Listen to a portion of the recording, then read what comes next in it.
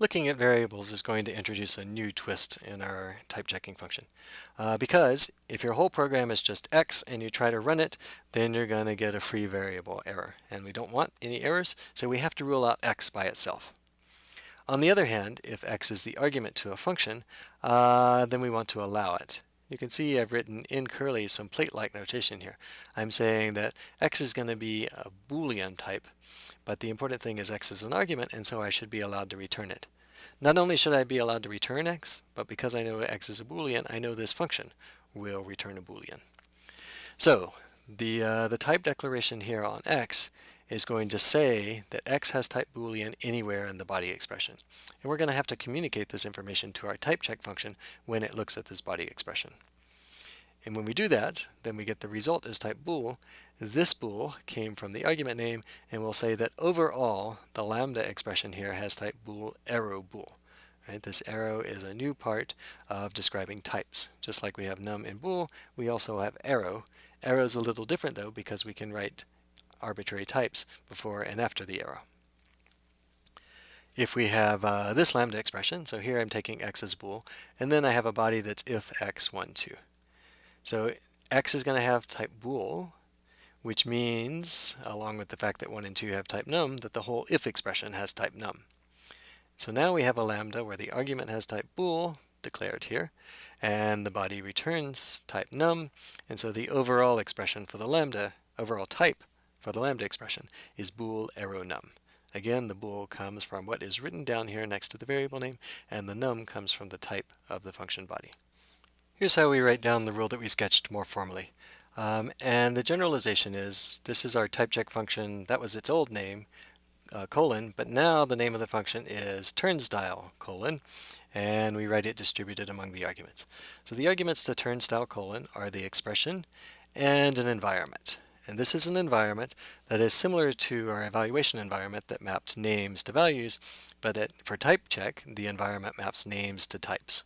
So what this rule says is that if you've got an environment that maps some symbol to a particular type, then the type of that symbol as an expression is that type that's recorded in the environment. And then we put that together with this second rule for lambda, right? This is the above the line part of lambda, this is the below the line part. It says that a lambda expression with some symbol argument declared to be some type tau, and when I write tau here, that's just a shorthand for type in angle brackets. That symbol is declared to have some type, like num or bool, and when it's declared to have that type in some expression, then we recursively call our type check function with that expression. We take the same environment we've got, gamma is a shorthand for an environment, we take that environment, and this notation means that we extend the environment with the binding of symbol to the type tau. That's the tau that was declared. So we make that addition to the environment as we make the recursive call to type check the environment. If we get some type tau2 back, and possibly type checking this expression will involve looking up symbols type, but we get type 2 back eventually. That is the type of the body expression. So the overall type of the lambda is tau1 arrow tau2, or type 1 arrow type 2 if you expand out this abbreviation. So what that means is if you have an empty environment and you type check x, that's like x being the whole program, then it has no type. On the other hand, if you have lambda x as a Boolean return x, that's going to have type bool arrow bool, because we can match this up with this rule here, where gamma corresponds to the empty environment, but we're extending the empty environment with x mapped to bool, because that's the part that matches here. X in bool is the symbol in tau1, and so we're adding symbol tau1 to the environment. If we do that and we type check the body expression x, well, now we use this first rule that says if you've got an environment that maps x to a type, then the type of x is in fact that type. So that's where we get a bool here. This bool is the type of the body, so overall we've got bool arrow bool as the type of that lambda expression. If we do our other example here, the tree gets a little bit bigger.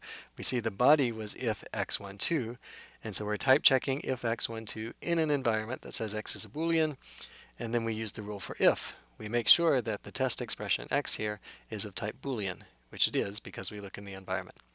1 still has type number in any environment, and 2 still has type number in any environment. So having to give 1 a type number in any environment technically means we're refining our rules before. We take all of our old rules and we just adapt them to say for any environment. So our new type check name, turnstile colon, is always what we're using. No matter what environment you have, a number will have type num, true and false will have type bool, and so on.